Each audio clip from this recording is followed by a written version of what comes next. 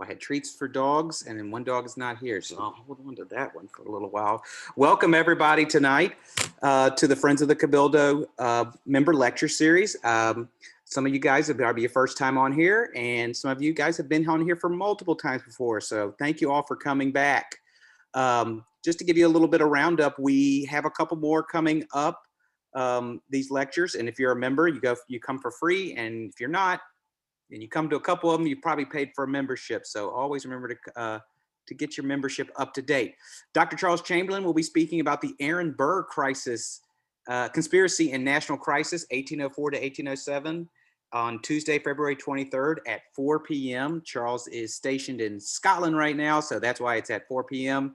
And then we're going to have the history of preservation in the United States with Robbie Cangelosi on March 3rd at 6 p.m. So I hope we get to see all of you guys there for those lectures. But tonight's lecture is obviously based on Carnival and Mardi Gras. Dr. Jen Atkins has a PhD from Florida State University and teaches at Florida State. What we're talking about tonight is her book, Carnival Balls in New Orleans, The Secret Side of Mardi Gras, 1870 to 1920. Which was published by LSU Press. In 2017, it received the Jules and Francis Landry Award. And she's been in a lot of different other books, including Walking Ratty by Kim DeVos DeVille, and she's been featured in the Journal of American Culture. So with that, I would also say that I'm adding her book. If you would like her book, I have it, and I'll have it linked in the comments section, so you can purchase from the 1850 House if you would like. And what we'll do is we'll have if you want to put questions in the chats, please put them in there, but we'll wait till the end for a question and answer at the end. And then we'll do that at the end, but you can put them in there if you want to while it's going on so you don't forget them. So with that, Dr. Jen Atkins, thank you so much. Thanks, Jason. Thanks for having me tonight. It's wonderful to see you all. Can you hear me? Yeah. Yep, great. Sorry we can't be in person, but it's so amazing that we have this availability to be virtual. And to that end, I hope that you are all healthy and safe in these very precarious times. And because we are virtual, and I do teach at Florida State, it's the end of a wonderful working day with lots of meetings and classes that are very exciting, but it also means a lot of Zoom fatigue for me. I work a lot better off book, but so that I don't go way off book, I have written some ideas down to share with you today. So if I start to sound a little repetitive, I apologize. I just want to make sure that the ideas take over rather than the Zoom fatigue. So to that end, let's get started. Today I'm talking about New Orleans Carnival Balls, the secret side of Mardi Gras 1870 to 1920. And so I'm wondering if you knew that New Orleans Mardi Gras has a secret side. From the Civil War until World War I, after lavish parades through the streets, private masked carnival organizations called crews retreat to theaters for something that rivaled the mystery of their membership lists. They staged elaborate balls for family and guests from other elite crews. Now, the oldest, most prestigious of these groups, the Old Line crews, modernized Mardi Gras in the mid-19th century, and they actually became Carnival's leaders. They were also the city's cultural leaders and sometimes also the political leaders in New Orleans. Now, as a New Orleanian, I am, I'm sure like many of you who are New Orleanians, always fascinated in learning more about my city's history and the multiple cultural landscapes that are there and the uniqueness of home. As a historian, I've always really been drawn to Mardi Gras in particular, because whenever you read a Mardi Gras history, there are so many intersecting ways to approach the topic. Mardi Gras histories are cultural, social, political views of the past. You can learn about labor, gender, economics, art. The list really does go on. But I should also mention that I'm a trained dancer. And so when it comes to Mardi Gras, there are so many different dance practices. But in this particular realm, the dancer in me was always really curious because whenever I was reading about dance histories, I was continually encountering myriad dance practices in the Mardi Gras histories that I read, but no Mardi Gras account actually talked about the deep dance practices themselves, much less the meaning of the dances within this obviously important cultural phenomenon of Mardi Gras and Mardi Gras dancing. So I began to ask myself, why is dance seemingly so off limits, and why were crews so invested in keeping their dances as secret as their identity? So I'm not going to give away all of the secrets in my lecture today. You can read my book if you want to find out some of those juicy tidbits and details. But what I am going to explore is how dance and the moving body, very broadly speaking, become primary tools through which we can really begin to understand how old line crews made sense of the world around them, especially as it shifted. So let's take a look. If I can, oh, it's not advancing. Okay, I'm gonna try it down here. It is advancing there. Great, I love technology. It's my favorite. Okay, so I'm gonna start with a little bit of historical context to situate the balls. And again, I gather that a lot of you are from New Orleans and in New Orleans, so you're likely gonna be familiar with this, and I hope you'll have some patience with me and still find it rather interesting. And for those of you who aren't from New Orleans, let's, figuratively set the stage here. Old line crews are elite Mardi Gras organizations that were founded in the mid-19th century. And they were founded mostly by Northerners, and mostly Protestant Northerners, who transplanted to New Orleans in the 1850s. Now, when they moved to New Orleans, they were lawyers and accountants. But once they got to New Orleans, they took up cotton, sugar, tobacco, manufactured good trades. And very quickly, they became economic leaders. When they got to New Orleans culture was very much still rooted in European attitudes. And so that took some adjusting for the men when they got there. But they enjoyed their new home very much. And they enjoyed it so much that when the Civil War broke out, they decided to stake their claim with their economic, social, and cultural interests, which was New Orleans by that time. So they fought on the side of the Confederacy. And when the Confederacy lost, they lost a lot of their money sometimes. Definitely, they lost their political clout. And so what did they have left? They had their social bonds. In a rapidly changing world that was leaving them behind in many respects, the men turned to their social bonds to find solidarity and tradition. And in New Orleans, this meant Mardi Gras. So ironically, Mardi Gras really wasn't theirs to turn to, but they ended up recreating it. And in fact, they modernized it, as I said. And doing so, they created a triad of masking, of public parades that were closed, and of private tableau balls. And they did this from borrowing from the very lively assortment of cultures that already existed. So for instance, in Creole traditions, there was loose parading through the French Quarter that had existed for a long time, but it was very, not haphazard at all, but it was anyone could join in who saw and had, the penchant for parading, just like there was a penchant for balls galore. There were so many balls during basically any week of the year in New Orleans, but especially during Carnival season. So the Creole tradition of dancing and of parading through the French Quarter, and then adding to that a Southern romanticism. Now, New Orleans isn't really a Southern town per se, and certainly not stereotypically a Southern town. But the men who began these crews did have friends in Mobile, which is a kind of stereotypically Southern town in some ways. And so they added some of those ideas of the South into the mix. And what came out of it was the idea of the old line crew. And so when I'm talking about these organizations called crews, and the old line crews in particular, I'm talking about the Mystic Crew of Comus, which was founded in the late 1850s.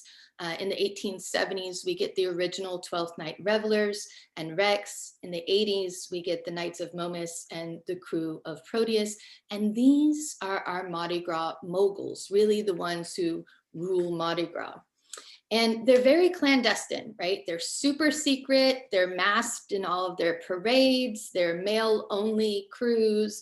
And although each group's most powerful leader is the captain, each year annually, along with a theme for their pageant, the crews select one person, one member, to reign as king for the parade. So this combination turned out to work very well for the crews. The combination of group secrecy coupled with their annual parade events, it was a very powerful combination, and it anchored their growing traditions. So each year, that modern format developed into the one that we actually see today. Actually, not like today, since we're not having Mardi Gras today, and there's something extremely innovative going on that is remarkable to see from here in Florida. But if we were to have Mardi Gras today, it's the same format that we would see rolling down the streets. So that formula began right before the Civil War and with Comus.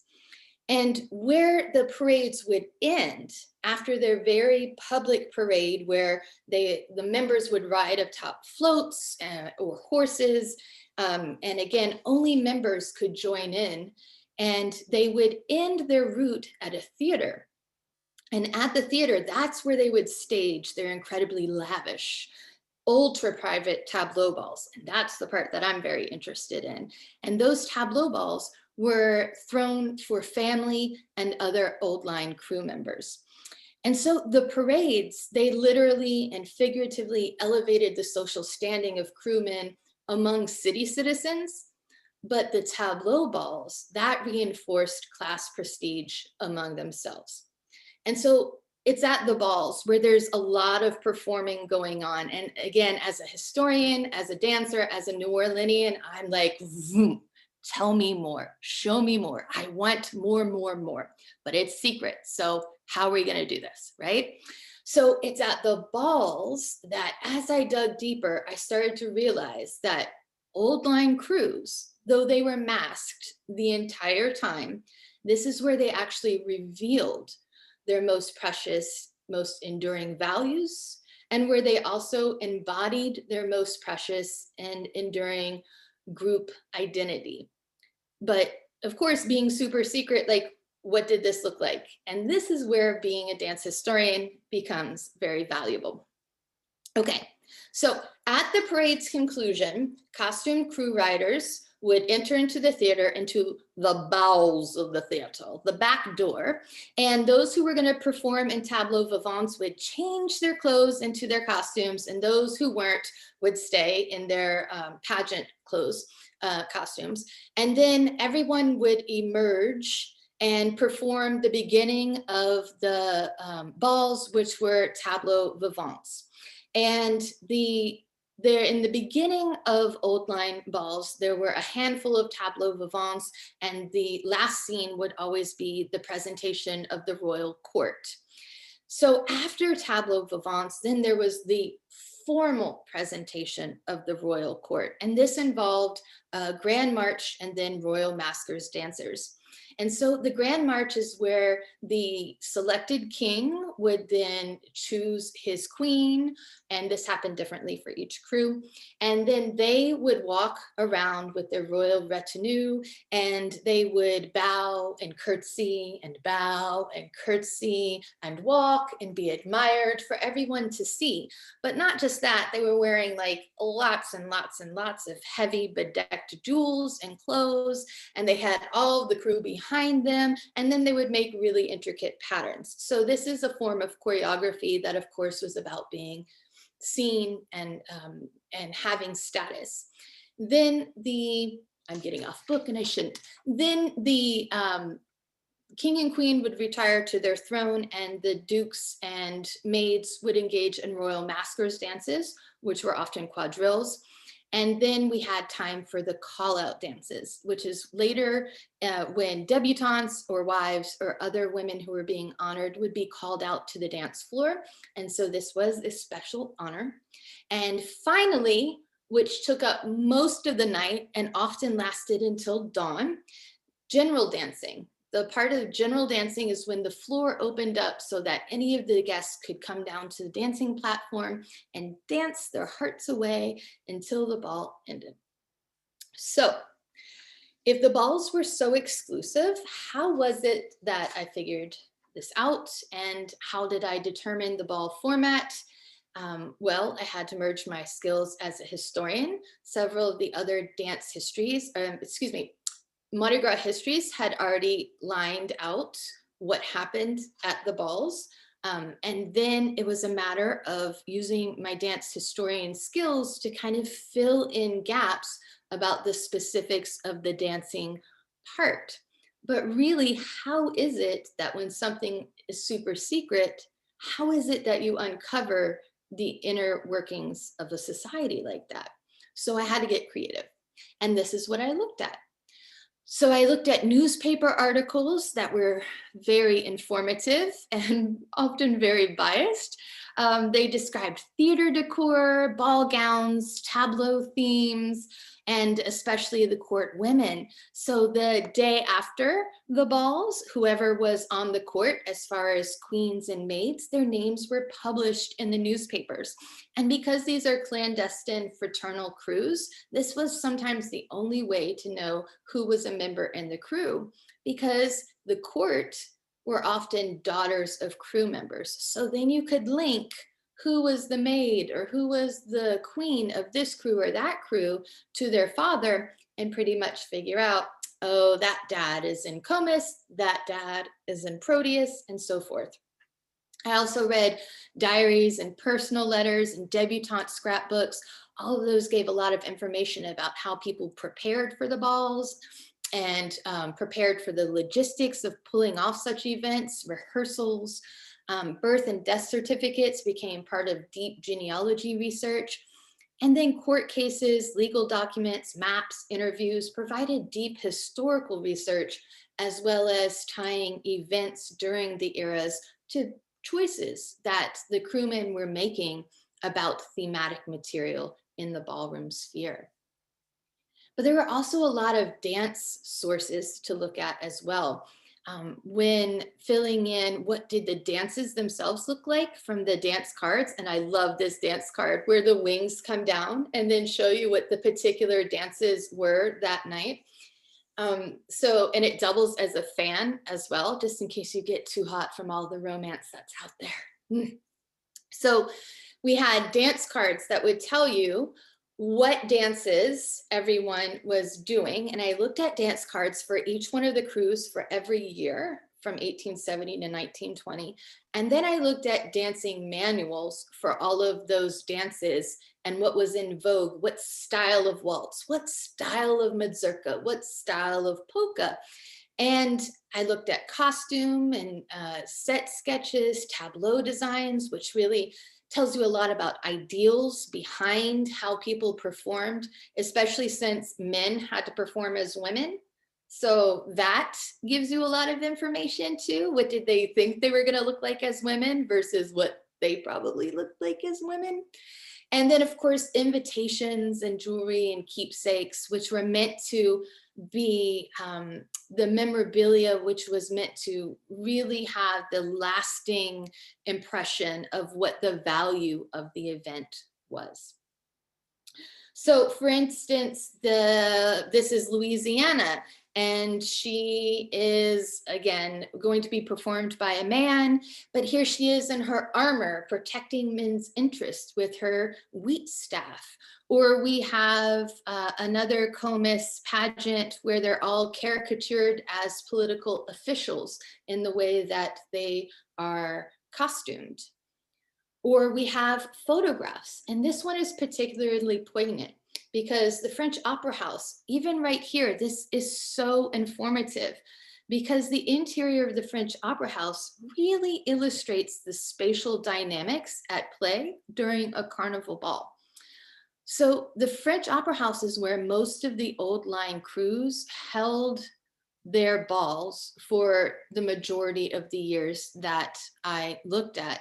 And it was a Greek revival space built in 1859.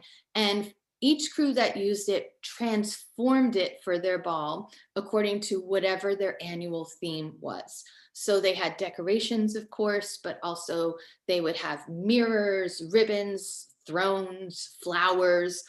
I read one about having, the mirrors were used as a visual representation to throw your eyes. So they then had clouds and all kinds of, it was very intricate, right? And this image here gives us a sense of the scale of productions and how much, for instance, you'd have to project with your body if you were on stage to get all the way up to the highest balcony. And also how hierarchy functioned in the space.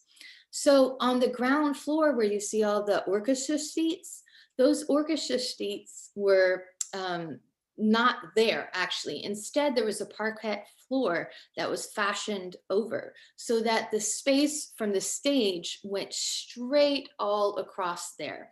And so what this did was created that flush floor that expanded the focus on the ballroom space. So down there we had tableau performances, we had court promenades, that's where the royal maskers dances happened, all the call outs. But that's also where the debutante sat. And if among all of that, there was still room, that's also where the orchestra would be.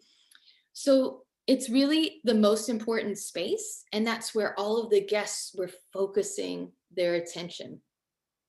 So from there, you can also see that all of these balconies are very important, like where you would sit if you were a guest. And so seating arrangement becomes quite critical. If you were a guest, because there's a real value to being seen. Like there's a hierarchy in where you sit according to how you're seen. That is also a performance, right?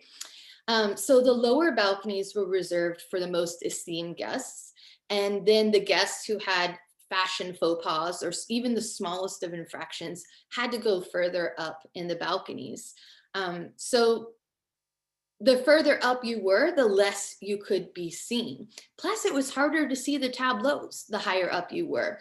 And it was harder to see the courtly processions. It was harder to see people falling in love on the floor. But you could see everybody else. And so the advantage of being up there is that you got to see everything. And you got to see things that in the balconies, guests thought that no one else could. So you probably had the most information as far as the social goings on, i.e., as far as the gossip. And so that was also a cultural exchange that was quite theatrical at times. So while guests were waiting, this is actually what they did. And it was the only thing that probably rivaled their, oh, I can't use that button, gotta go down here. That's probably the only thing that rivaled the dancing was all of the gossiping that went on. And we get a sense of that from this newspaper drawing here, that guests entertain themselves very much so with gossip at the balls. But this newspaper image also shows us a sense of tone, the feeling of the scene, the proximity, and the relationships between people. And so we get a sense of what that photograph that we just saw filled in with people, even though that this is a drawing, what it might have looked like, right? And so from these primary sources that I consulted and the format that emerged, when I put this information together, here's another drawing of the French Opera House for a ball. When I put all that information together with pageant themes, with the names of the women who appeared as Queen of Comus or Maid of Momus, and when I tied those names to their fathers, to their husbands, family histories, and when I tied all of that with local events, I started to see something that I felt was rather unique in the chain of Mardi Gras histories. And what I saw was that the tableau ball, which had been so often and wonderfully cited in Mardi Gras histories, had kind of been overlooked for that specificity of dance practices so far. And that the dance practices themselves were actually very relevant as far as meaning making, and especially meaning making for cruisemen. So dance in its many forms at the crew balls, and I mean the tableau is a form of dance, that the grand marches and quadrilles, obviously waltzes, later ragtime, even preparing for the ball was a kind of social choreography. All of this, all of these Mardi Gras moments, some other historians had said were like merely entertainment, and they're definitely entertaining, but they also reveal the seriousness of play. And it's in that seriousness of play that dance shows us how people experiment with social values, but also how dance can be a stabilizing agent and operate as a means to maintain the status quo. It brings us together. It helps us to maintain a sense of the world around us. So old line crews made sense of the world around them through this formalized ball format. And I found actually, and this was strange to me because I had to create that format of what happened in the balls. And then I had to see, okay, how does this stack up with the eras of Reconstruction, Gilded Age, Progressive Era? And when I put those two together, looking at the dancing, that's when I found that the crews and the balls actually subtly shifted, that's a lot to say, over time. And those subtle shifts revealed really profound information about the old line crews, about their mores, about their worldviews. And that's what we're going to look at right now. So the old line balls, they opened with tableau performances. And this is where costume crewmen on stage, they depicted images related to the season's theme. And these tableaux were called living pictures during their time, and they were really, really popular. They were considered parlor entertainment, they were family games, but they were also professional amusements on stage. And so in the early decades of crew balls, crews really focused more on elaborate tableau productions, and this was during Reconstruction. Themes were mostly about fantastical characters, often heroes of mythical proportions, gods, great men from antiquity and Louisiana, conquering the world. But we also had knights abiding by a code of honor and a really good dose of political mockery, which is what we see here in Comus's 1873 tableau finale for the missing links to Darwin's Origin of Species, which I further explore how to look at this from a movement vantage in my book. So as much as the parades in public hinted at the themes that were immersed in these pageants, it was really the tableau that perfected them because they embodied them and expounded upon them in the safety of their own friends and family. And this is where shared group values and bonding became really legible. Take, for instance, this tableau, which is a Comus 1870 tableau, and it's the finale of the pageant, The History of Louisiana from 1539 to 1850. And this specific tableau is entitled Louisiana, Her Founders and Defenders. As you can see, all of the characters here are arranged on various pedestals, and they were actually faux marble staircases. And this was really no small feat.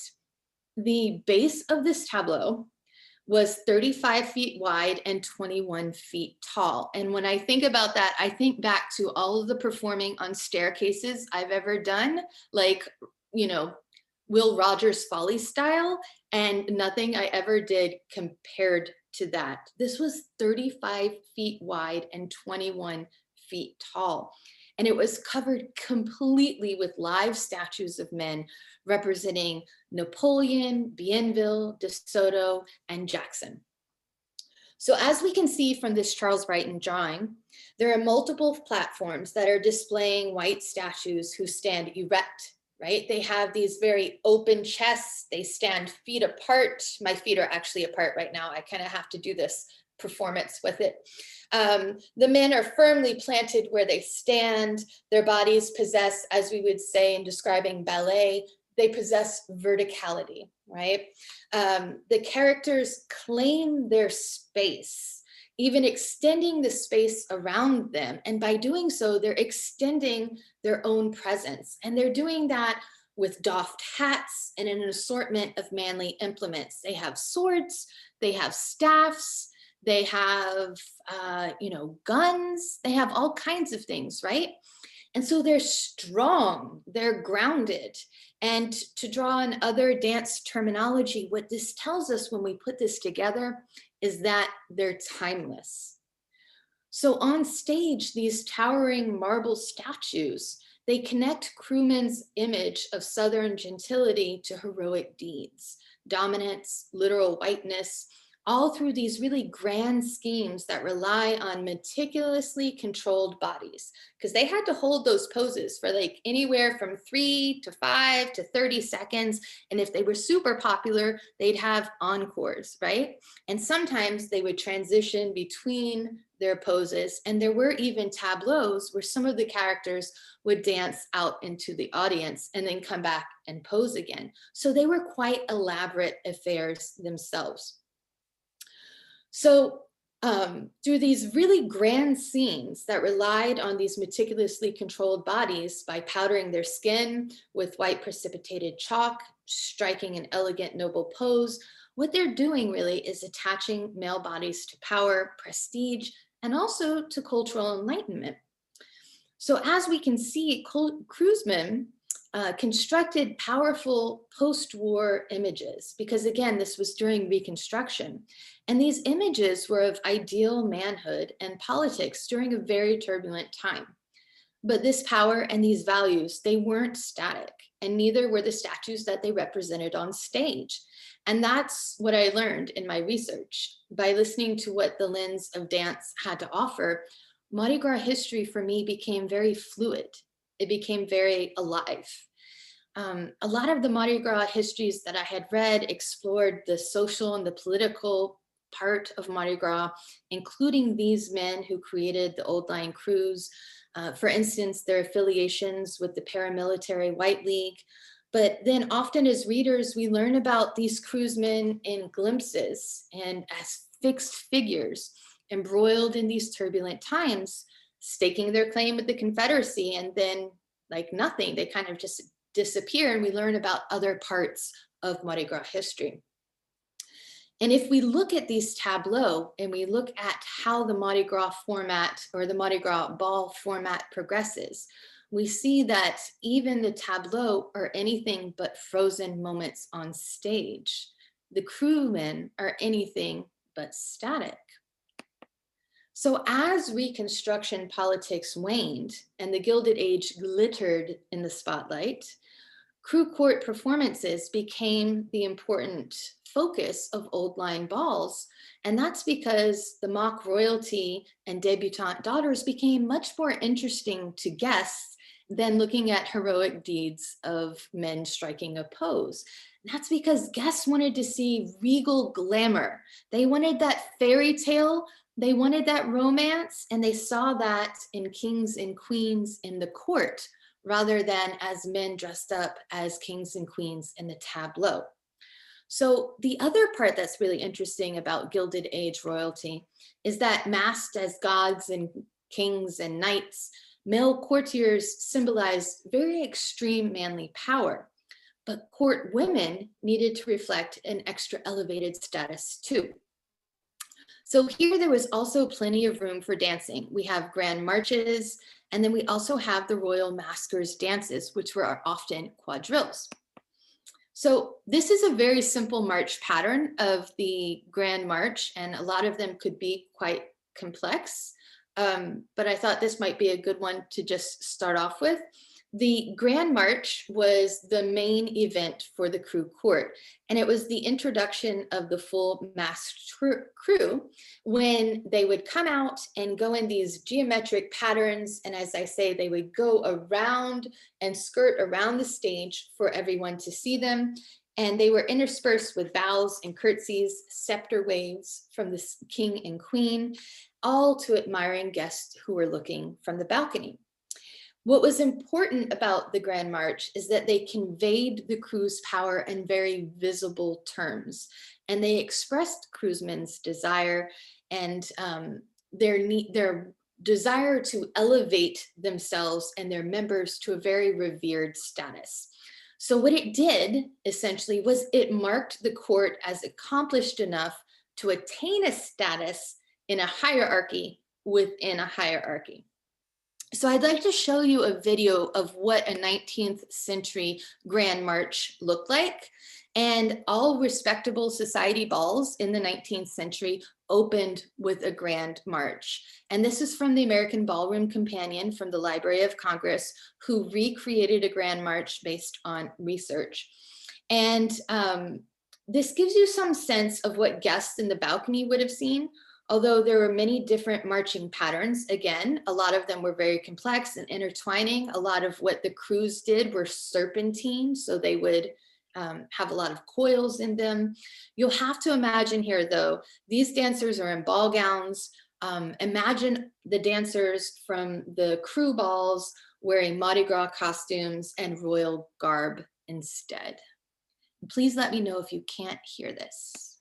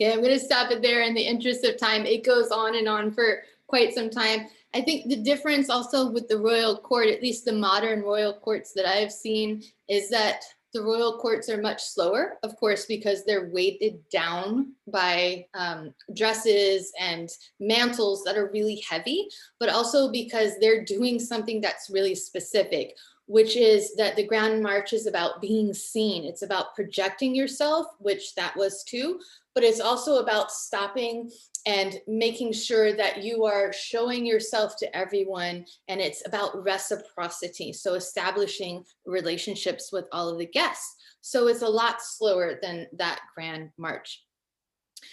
So after, and that was really the main point of the Grand March and the royal court. And so after this part of the Grand March, most kings and queens retired to their throne, but the dukes and the maids would stay for royal maskers dances. And the royal maskers dances emphasized the hierarchy that the Grand March did, but also emphasized stability. And most of the quadrilles of the royal maskers dances were lancers, which came from Louis XIV's court. So that became really important, that they were French dances done in the old line carnival balls. So the quadrille was a status symbol, of course, and it allowed the cream of society to stand apart as refined dancers while creating a space for them to mingle among themselves and only with each other.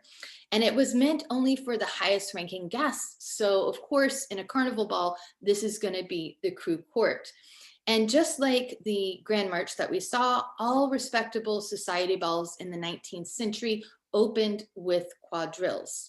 So this is a video of a late 19th century quadrille that of course would have been presented hypothetically at any respectable society ball, recreated by the Library of Congress again. Notice the clear patterns here between the dancers and the partners. Look at the shapes and the steady patterns, steady timing that we see.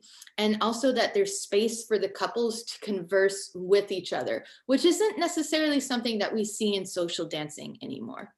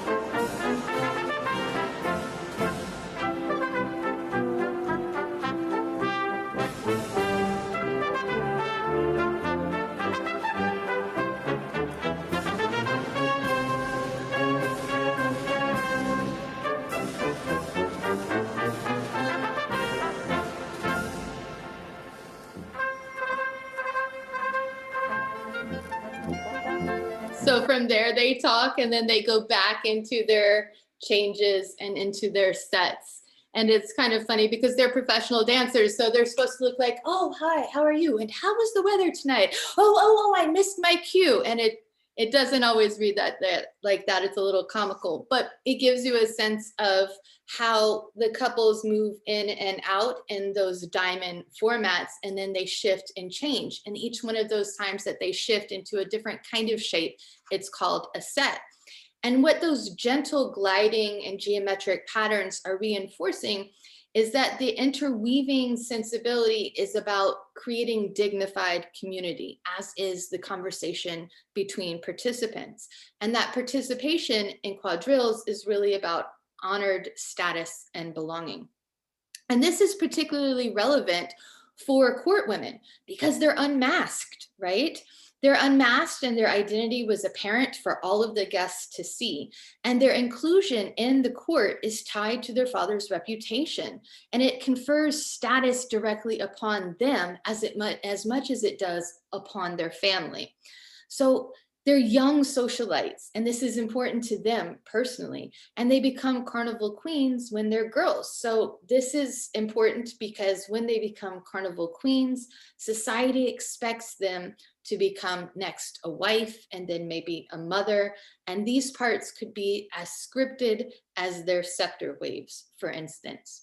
So what I'm saying is that being on a court for women could also mean that they were engaged in the marriage market. And daughters knew this, and they knew that they were engaged in serious business. But this serious business wasn't necessarily meaning that they were pawns in their father's business, right? How they physicalized their role was an important choice for them. And through regal promenades and stately quadrilles, the proper wave or curtsy physicalized their strong demonstration of the dependability and continuity of women's contributions to old line life. So where all of this comes together, naturally enough, is on the dance floor in ballroom dancing. And so we're looking at Reconstruction, and we have male-centric tableau performances that were often political in nature. And then we move into the Gilded Age, and there are grand marches and maskers dances where the court takes spotlight.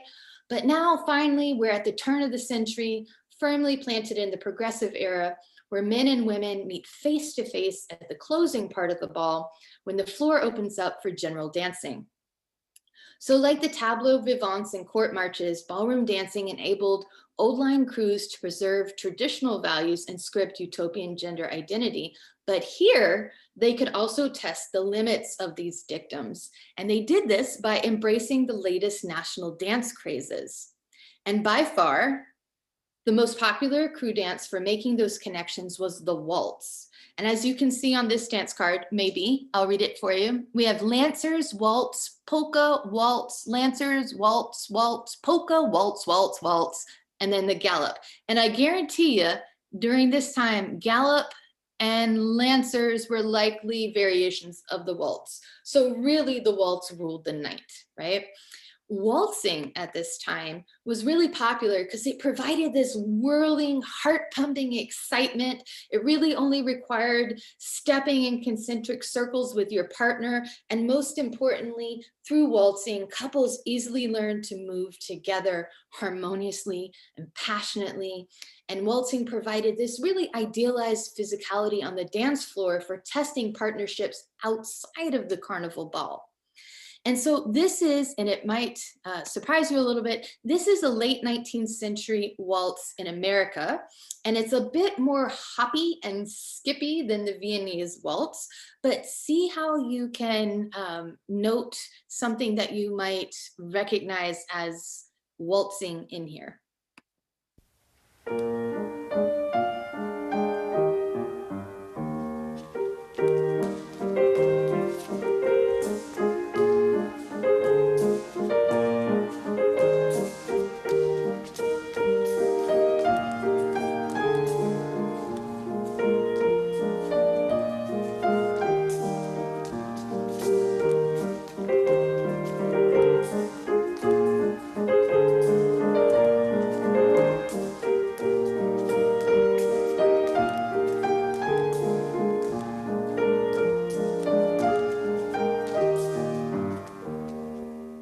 So even though that was a bit bouncy, it was still extremely romantic and such a thrill for dancers.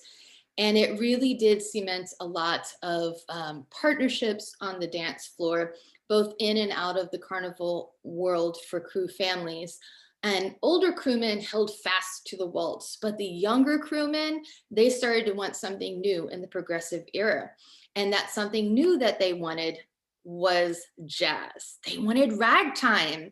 And that's because ragtime was full of heart pumping, syncopated, fast styles of movement. It brought partners even closer than the waltz did. And the reigning ragtime champions were the animal dances. This is like the grizzly bear, the turkey trot, the bunny hug. I think there was a camel walk, all kinds of things, right? All the animal dances that were really popular at the time. And they were popular because they had these one-step movements with periodic jumps and full body jerks. And this I'm going to show you really quickly because we're getting low on time. This is the grizzly bear. 3 variations together, 8 counts for each. Back to back and back to face and change and forward and back and step, hop, step, hop, step, hop, step, hop. So I think it's kind of funny, the grizzly bear, but it wasn't funny to the people of the time, especially the older generation of old liners, because reformers just went nuts over ragtime dances, and not nuts in the way that people who wanted to dance went nuts over it. Animal dances came from mostly African-American working class dance halls. And the really contentious part about ragtime dancing is that animalistic traits, bent knees, bodies that dipped and crouched close to the floor, all of this defied genteel standards. And so old line crews were grappling essentially with the same tensions that they had been struggling with when it came to this. And that was how to grapple with modernity. But the American youth, even younger, especially younger crewsmen, they did not stop ragging, and this was across the nation. kids did not stop ragging. And so for the crewmen, they turned to tamer versions of ragtime dancing. And they found that through professional ballroom duos like Vernon and Irene Castle, who would take ragtime dancing and make it more acceptable for the middle and upper class. And so where we see ragtime in the old line crew balls was the one step. And the one step was a quick tempo walk with swaying hips, occasional glides, and waltz-like turns. And it looked like this.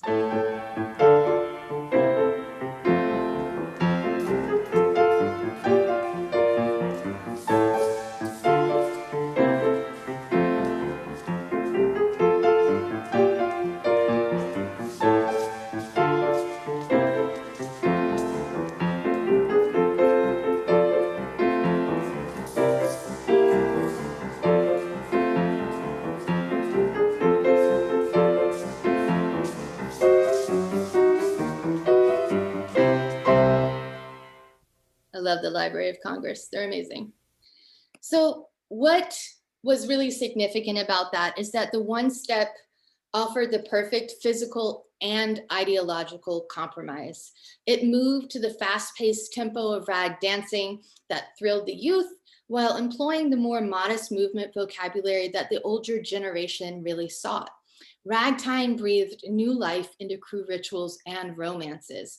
And so general dancing, especially in the 19 teens, allowed crews, their families, their guests to do something that was previously impossible. It allowed them to adapt. While crews embraced the past in tableaus and court presentations, they solidified a sense of togetherness in the general dancing section of the ball. Ultimately, this was the most critical to crew identity, because it allowed them to embrace the present and through flirtations, possibilities of the future. And with the coming of World War I and the many lasting economic, cultural, and social shifts that the war wrought through dancing, even the syncopated styles of ragtime, cruisemen and their guests were finally in sync. Thank you. Fantastic. Thank you. All right. We've got some questions here, and if anybody else has any questions, put them in the chat function, and I'll ask them. The first question was, do you know the name of the music in any of the videos that you played? I can send the links to the Library of Congress videos, where in the links they have the dancers, they have the music, and I think they even have who reconstructed the dances themselves. So I'm happy to provide all of that. I don't have that off the top of my head. That's okay. They have a wonderful database of all of that. It's amazing. We'll be sending everybody a recording so we can add those in there. So that'd be great. Yeah, thank you so much. Great.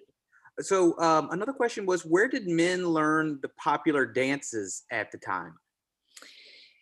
Okay, so, well, there's evidence that the women took dance classes, right? So then we can infer that women taught men, but also considering that they were involved in a lot of socializing, and that there were, in the 19th century, there were so many rules around socializing, especially when you go to a society ball, like you have to ask someone to dance before you can dance together. There were dance cards. You weren't really supposed to dance more than twice together in a night. So there were so many prescriptions.